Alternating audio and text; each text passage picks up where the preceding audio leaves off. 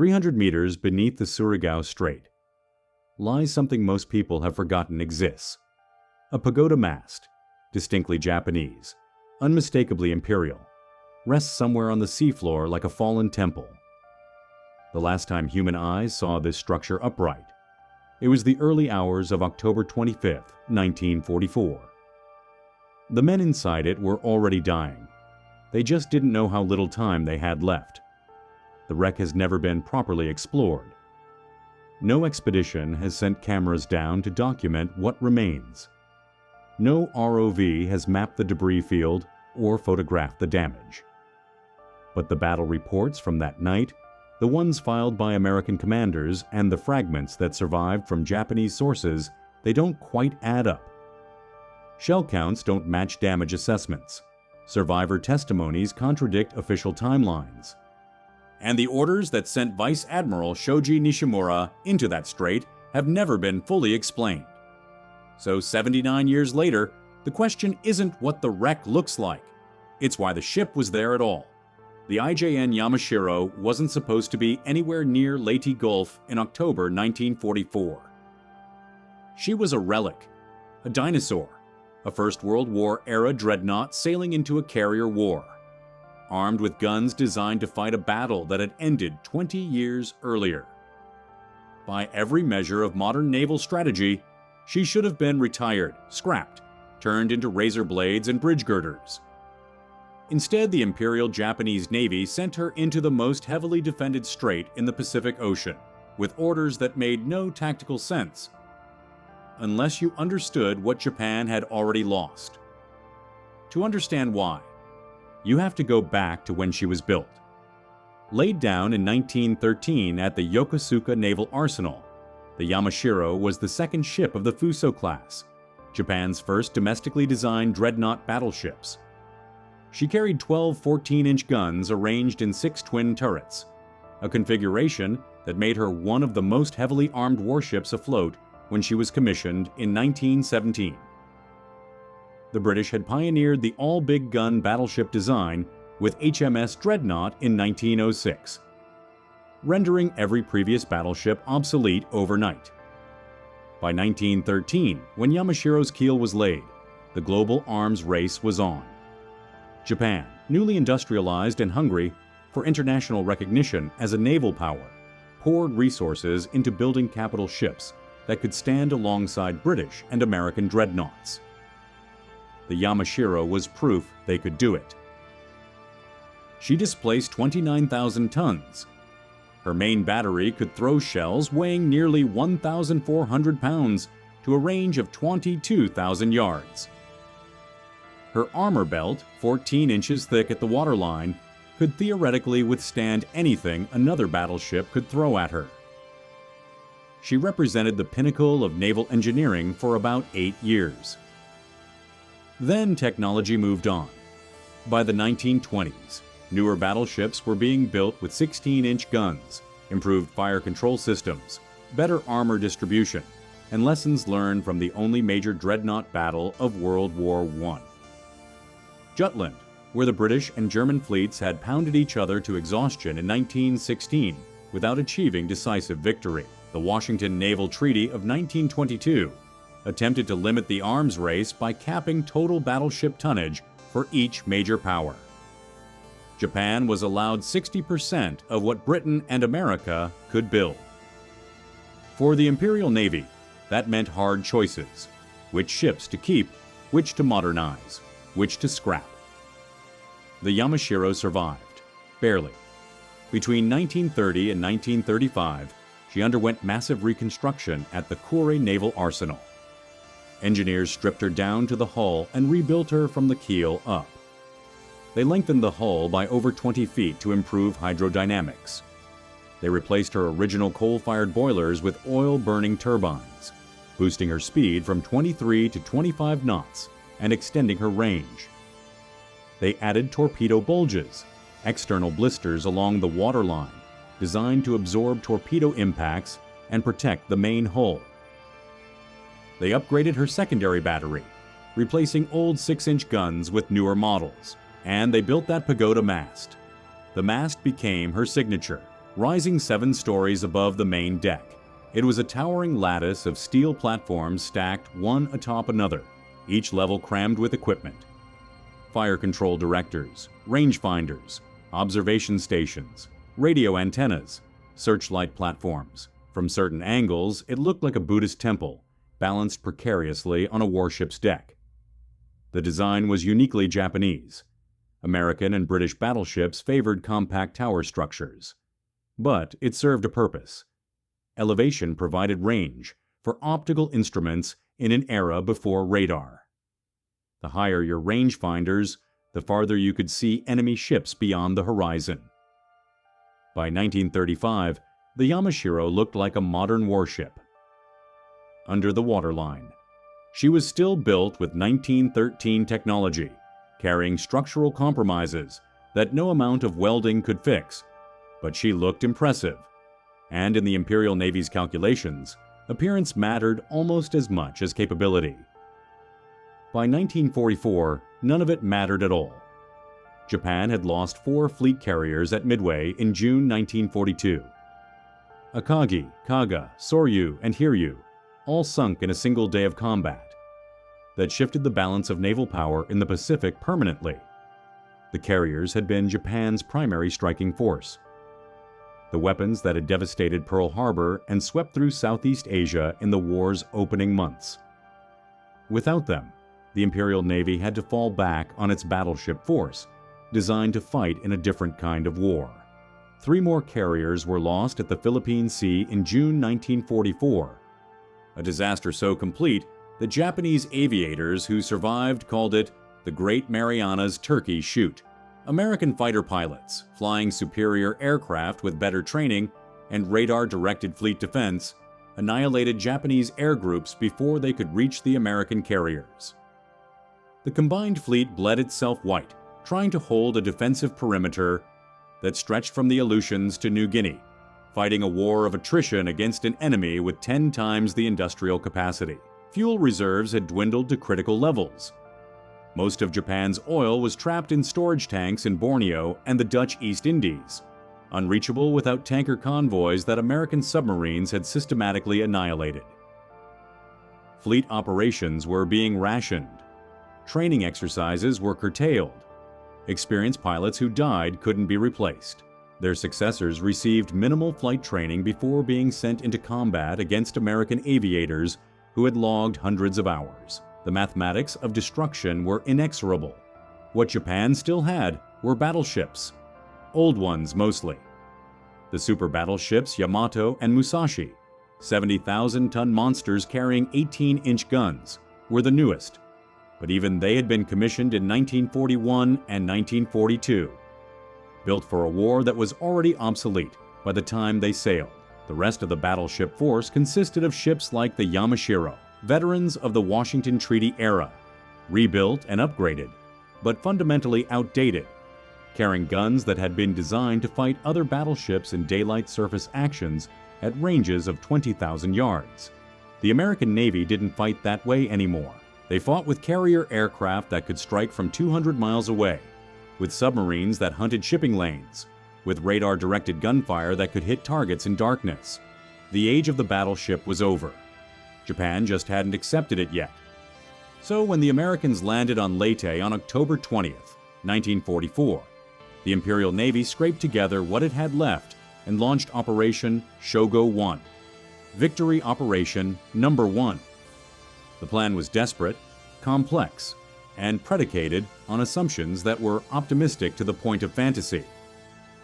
Admiral Ozawa's carrier force, now reduced to flight decks carrying almost no aircraft, would sail north of Leyte as bait, drawing the American carriers away from the landing beaches.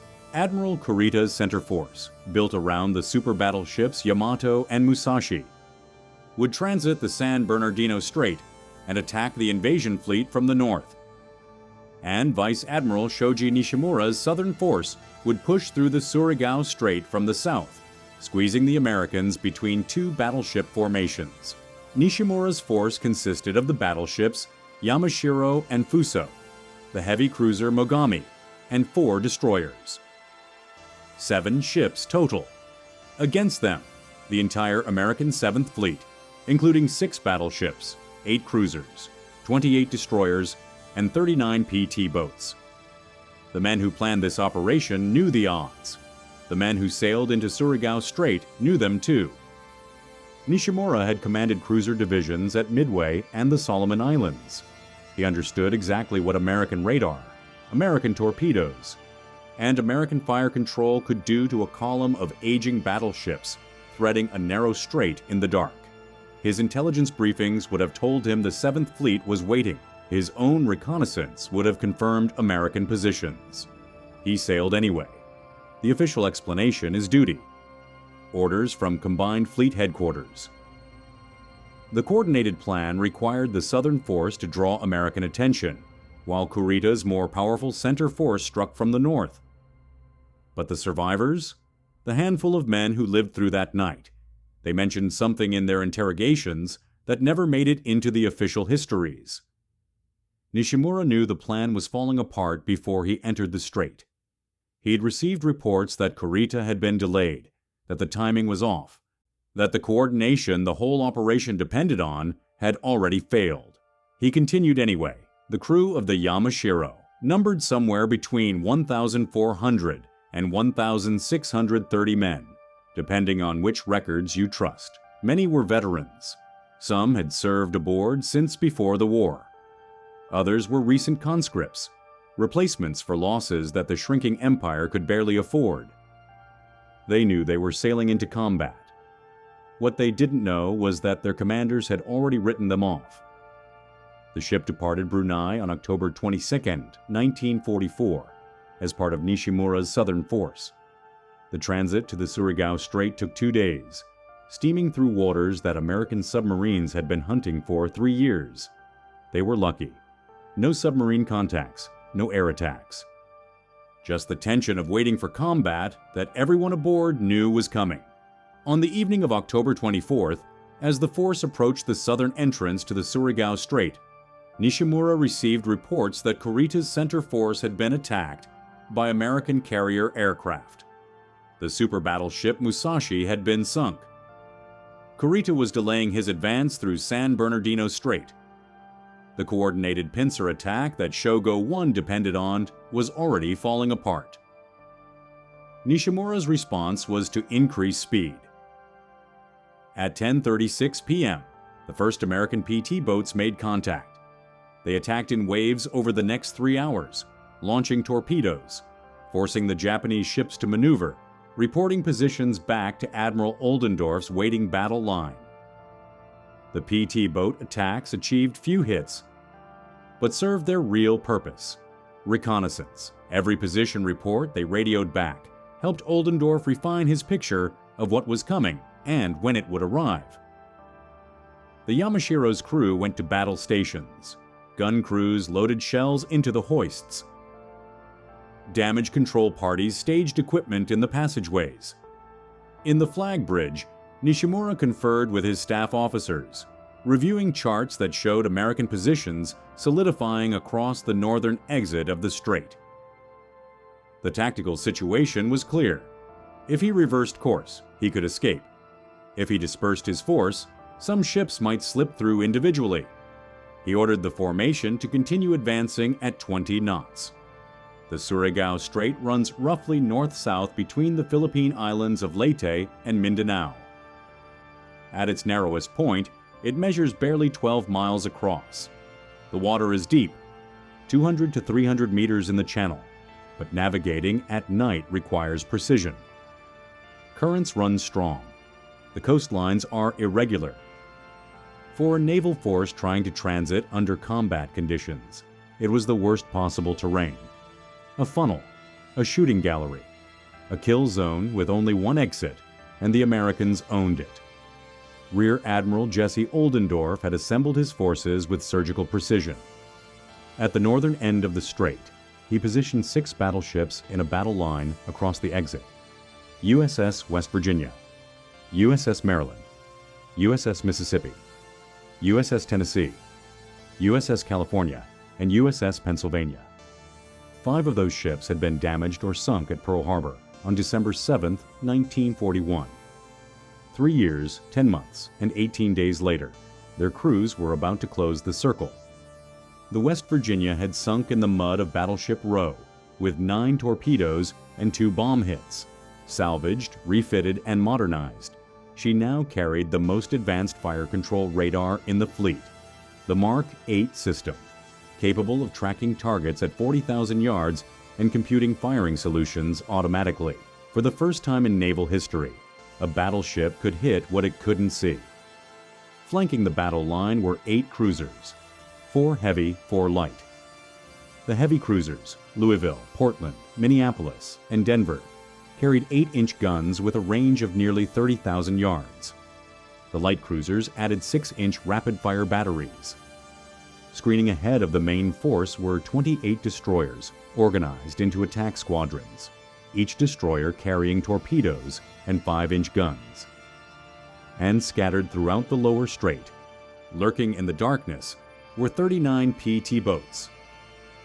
Oldendorf's plan was textbook, the kind of maneuver naval officers study in war college. He would let the Japanese enter the strait, allow them to commit to the narrow channel where they couldn't maneuver, then strike with destroyers first. Torpedoes would cripple the leading ships, slow the formation, create chaos. Once the Japanese were stalled and disorganized, the battle line would open fire.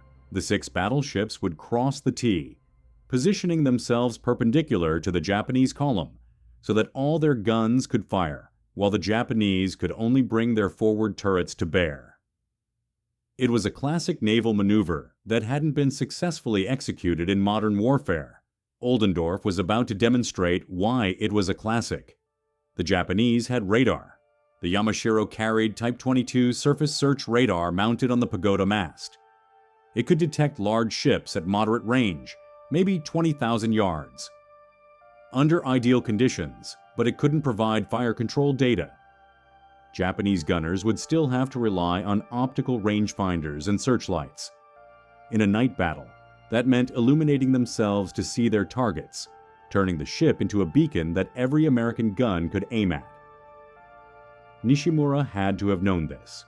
His intelligence officers would have briefed him on American radar capabilities. He'd seen reports from earlier battles where Japanese ships had been destroyed by radar-directed fire in darkness.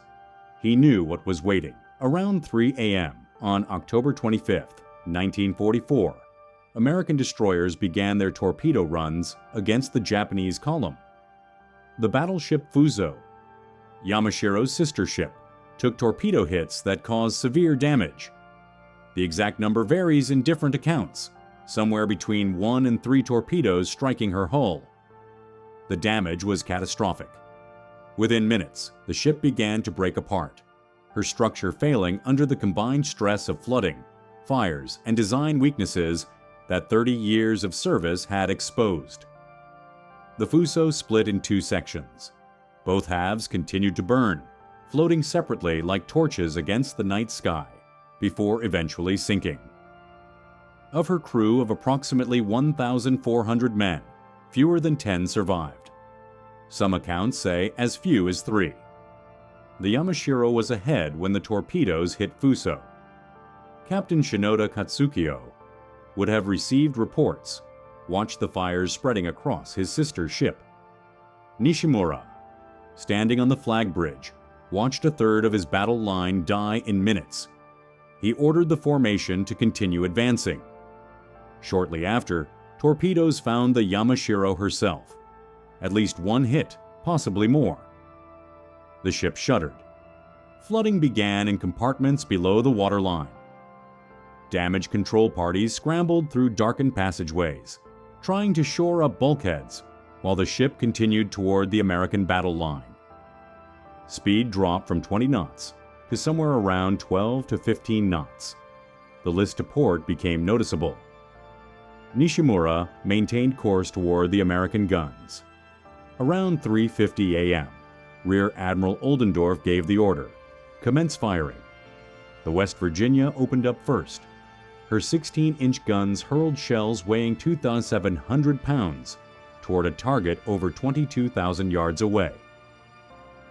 The crew couldn't see the Yamashiro with human eyes. They didn't need to.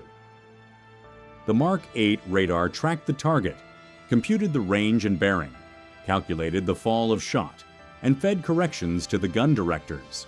The salvos began to find their target. Within minutes, the other American battleships joined in. 48 heavy guns, the 16-inch rifles of West Virginia, Maryland, and Tennessee, the 14-inch batteries of Mississippi, California, and Pennsylvania, firing at a rate of roughly 2 rounds per minute per turret. The concentration of fire was overwhelming. The Yamashiro's gunnery officer tried to return fire. Acquiring targets was nearly impossible. The American ships were invisible in the darkness, their positions revealed only by muzzle flashes that came from multiple directions. The Type 22 radar gave approximate ranges, but couldn't provide the targeting precision needed for effective fire control. The optical rangefinders struggled to find targets in the smoke and darkness. The Japanese did what they had to do. They turned on searchlights. For a brief period, the Yamashiro illuminated herself with powerful carbon arc searchlights, their beams sweeping the northern horizon to locate American ships. The ship became visible to every gun in Oldendorf's battle line, a brilliantly lit target against black water. Her 14-inch guns fired back. Most shells fell into the ocean. At least one round struck the destroyer USS Albert W. Grant, which had strayed into the line of fire, killing 34 men and wounding dozens more. Those were the only American combat deaths from Japanese gunfire that night. American shells found the searchlight platforms. The lights went dark, but the firing continued. The battle lasted somewhere between 18 and 30 minutes of concentrated American fire. The exact timeline varies depending on which ship's log you read, which officer's report you trust. What's certain is that the Yamashiro took massive damage. Multiple torpedo hits, numerous heavy shell impacts from the battleship salvos, secondary battery fire from the cruisers. The pagoda mast, that distinctive 7-story tower, was heavily damaged and eventually collapsed, likely from accumulated hits and internal fires. The list to port increased steadily, 15 degrees, then more. Men trying to move across the deck found themselves sliding into equipment and bulkheads. Below decks, damage control efforts were overwhelmed as compartments flooded faster than pumps could handle. The engineering spaces filled with steam and seawater. Men drowned in sealed compartments as the ocean claimed the ship's space by space. Around 4:19 a.m., the Yamashiro capsized and sank. She went down with most of her crew still aboard. Of the 1,400 to 1,630 men who had sailed into the strait, only about 10 survived. The exact number is uncertain. Some sources say 10, others suggest slightly fewer. The highest-ranking survivor was a relatively junior officer who was thrown clear of the ship during the bombardment. He spent hours in the water, floating among debris and fuel oil, before American ships picked him up. During his post-war interrogation, he provided details about the final minutes aboard, but much of what happened on the flag bridge died with the command staff. Nishimura went down with his ship. Whether he could have abandoned ship and chose not to, or whether he was killed before he had the chance, the records don't say. What's known is that he continued to command from the flag bridge until the ship capsized, following the orders he'd been given, even as those orders led to certain destruction. The official reports describe the Battle of Surigao Strait as a decisive American victory. The last time battleships would fight battleships in naval history. The perfect execution of a classic maneuver. The vindication of the Pearl Harbor survivors. All of that is true. What the reports don't fully explain is why Nishimura continued when he knew the mission had already failed.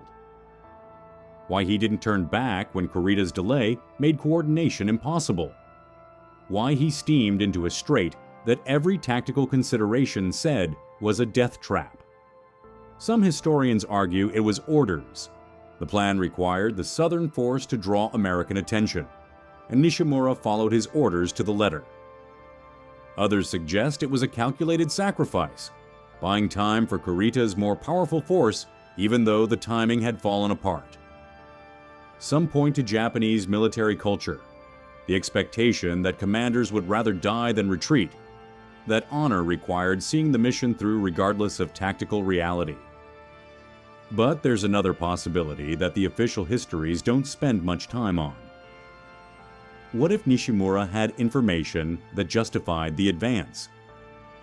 Intelligence about American dispositions that turned out to be wrong? Assurances about support that never materialized? Orders that contained assumptions the commanders in Brunei believed, but the men in the Strait knew were false?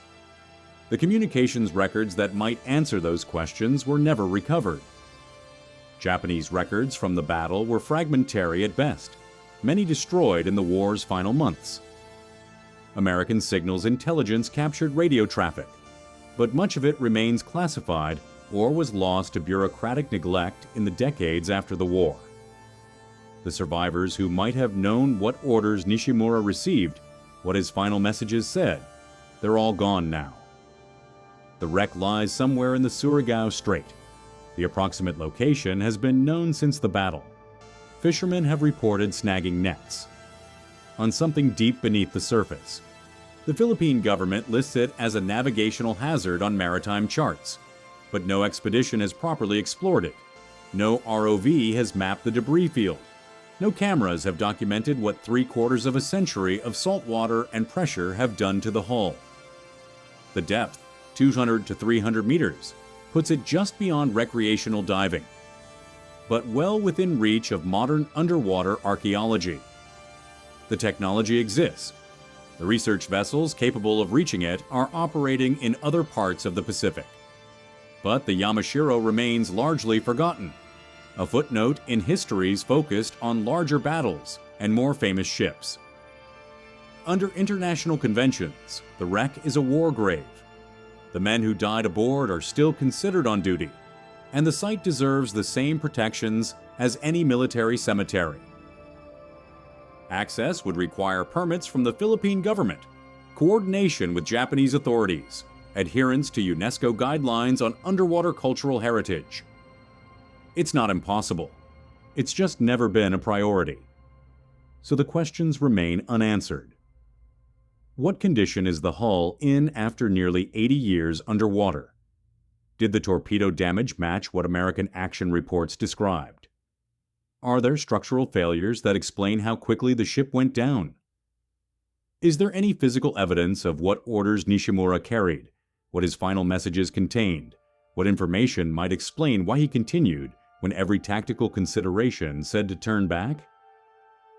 The answers are down there, 300 meters beneath the Surigao Strait, resting in darkness, slowly corroding, gradually being reclaimed by the ocean. Every year that passes without a proper survey, more evidence is lost. Steel weakens. Documents, if any survived, dissolve. The physical record of what happened fades a little more. The survivors are gone. The last of them died years ago, taking their memories of that night with them. The official records are fragmentary, contradictory, incomplete. The communications logs are lost or classified. The tactical analyses focus on American success, not Japanese decision-making. What's left is the wreck itself, and the wreck keeps its secrets. Somewhere in that debris field, there might be answers, orders that were never filed in any archive, equipment that tells a different story than the official reports, damage patterns that explain what really happened in those final minutes, or maybe there's nothing. Maybe the story is exactly what the surviving records say, a doomed force following orders into a battle they couldn't win, fighting to the end because that's what their duty required. But until someone sends cameras down to look, until someone maps the debris field and documents what remains, we won't know for certain. The Yamashiro is still down there. So are the 1,400 men who sailed her into the Surigao Strait. And somewhere in that darkness, There might be answers to questions the official histories never quite resolved.